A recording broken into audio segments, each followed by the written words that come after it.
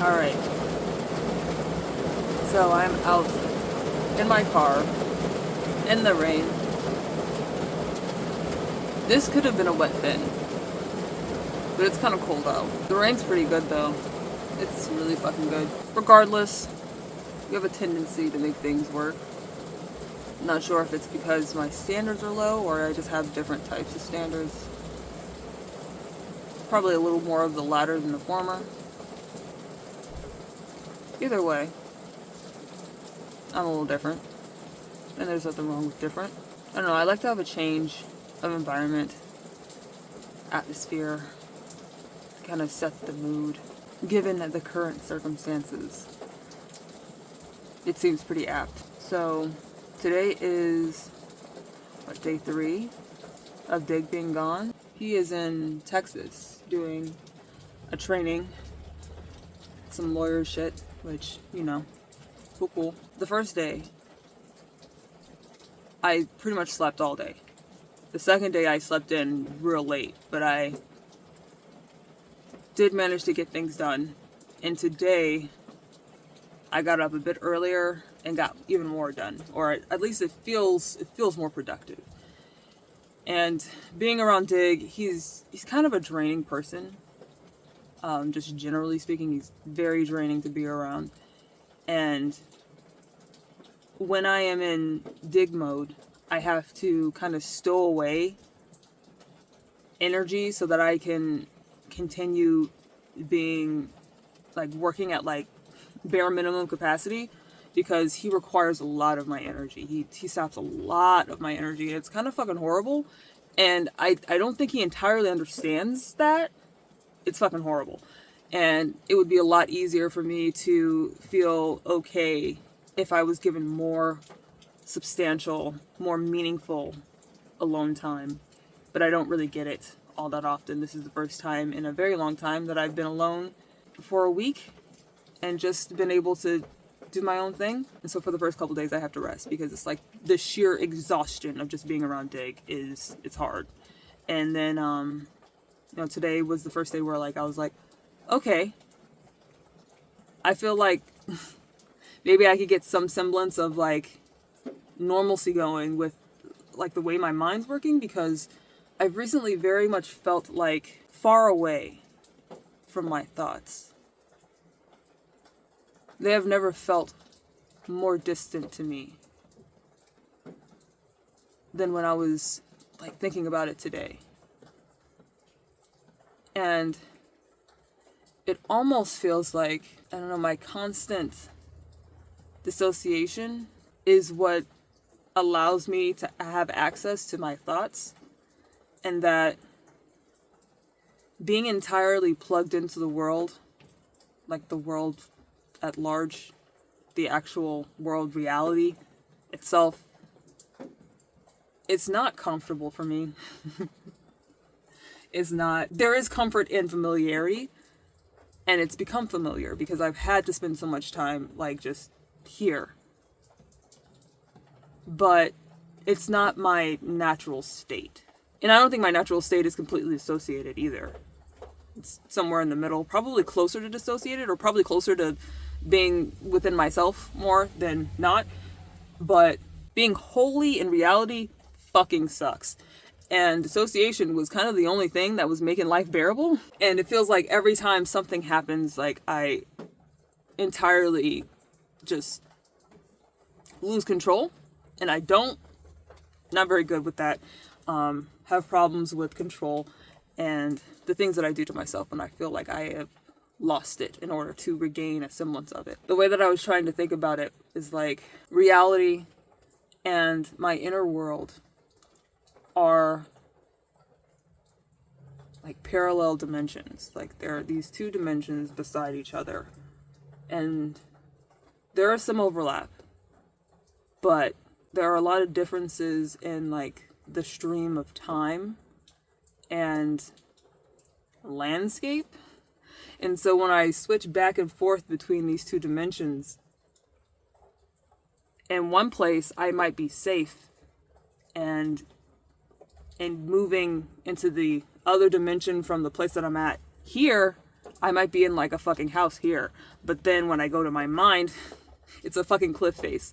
And so it's not safe. It doesn't feel like a safe way for me to navigate the world vis-a-vis my world, or maybe my world vis-a-vis the world. Because that's what it feels more like. That I'm trying to shape my inner experience to match reality. When I don't need to do that. I've never needed to do that. And I shouldn't have to do that. I enjoy my inner experience quite a bit. And without it, it's very lonely. I didn't really understand loneliness until I experienced limited access to my own thoughts and feelings. And it's not like in dissociation I have all this fucking access. I've never had a very good grip of my emotional state. And so in building that over time, I've gotten better about, I don't know, understanding myself, understanding like how emotions work and shit. But it doesn't feel like it's been entirely through the lens of my inner world. It's been more through the lens of reality. It's not bad, and I'm living in reality. I just feel like it would be more constructive to use my inner lens, my inner self, because those are where the thoughts and feelings are going. That's where they come from. And this all just sounds like bullshit. This sounds like fucking gibberish. It sounds like fucking rhetoric. It doesn't mean anything. I just feel very much detached, and today was the first time where, like, not so much that I experienced it in its entirety, but I was able to, like, see it for what it was and, like, pull back and be like, okay, we need to find some fucking stability, some common ground between this dimension and the other one, where I can stand and look at the fucking horizon, look at the landscape, switch back, and, like, reorient myself within reality vis-a-vis my world. Yeah, today was the first day where I was like, I need to find peace. I need to find like a fair amount of it, and this is the time to do it because Dig's not around. Because it's almost like all my desires, all my thoughts, all my things that like contribute to building me as a person get put on mute to take care of Dig. I don't feel built. I don't feel like I'm being contributed to as a person around him. I don't feel that way. It's the times where I'm alone where I feel I'm doing the most constructive work, the most meaningful, purposeful work on myself. Because I can't rely on other people's perspectives to understand my experience. Like, I can incorporate kind of approaches from other people, but I can't see myself through someone else's eyes. That's not the way to do it. And I kind of thought about that earlier because Dig sent me a text saying that he felt unattractive. I always thought that was really weird. Whenever things are said like that to me by him, it's often like fishing for compliments, fishing for reassurance and all that kind of stuff, which like is human. That's what people do. They look to the people around them to make them feel better. I don't quite get it, but I understand how it's important to others. It really kind of isn't to me so much. And in trying to be reassuring to Dig, I had to think about, if I were feeling bad about myself, what is the thing that someone else could say to me that is the least fucking helpful? What is it that would do absolutely nothing for me at all, but is a nicety? I told him he's beautiful, because I feel like that's kind of the most useless thing someone could say to someone who's feeling bad about themselves. At least to me. But yeah, I always thought it was interesting how heavily people weigh others' opinions of them. And I think I do the same thing, it's just in a different way.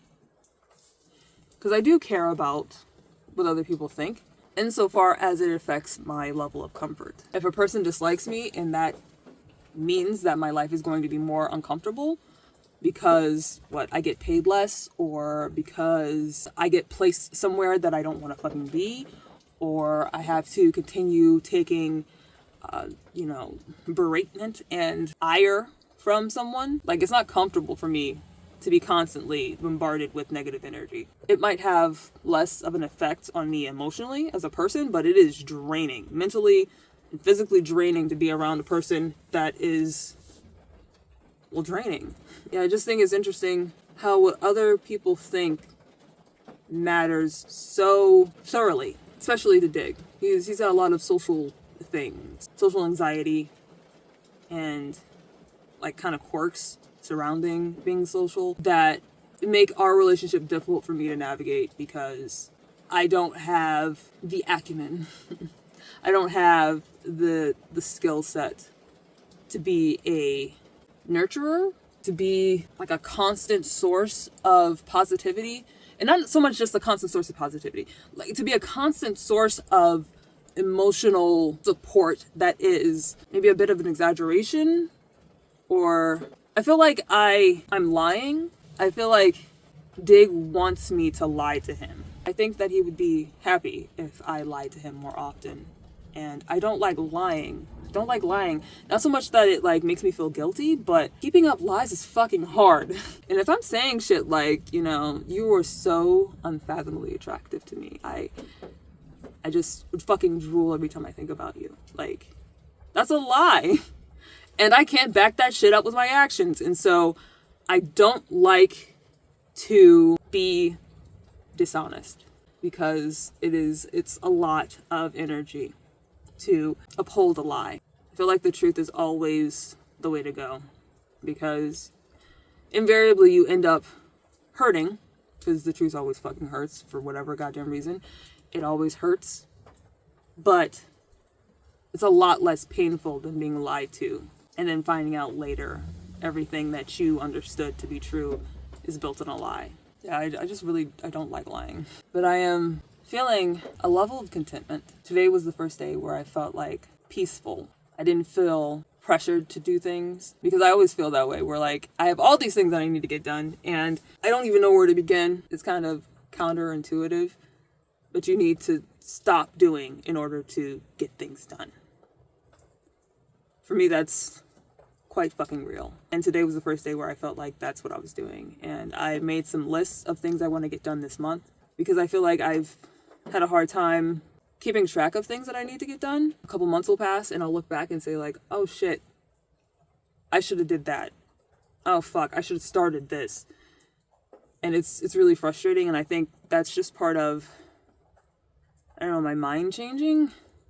The pandemic has definitely changed the way that I concentrate, the way that I organize my thoughts, and I'm trying to build new coping mechanisms, new avenues of organizing my thoughts so that I don't feel always so hurried, so urgent to get things done because it's paralyzing and invariably I get less done. And so I feel like in taking the time to take stock and dropping everything and stopping and just breathing has helped me to feel better about getting things done. I made the list today, and tomorrow we're gonna jump right the fuck into it. I'm gonna go to the library.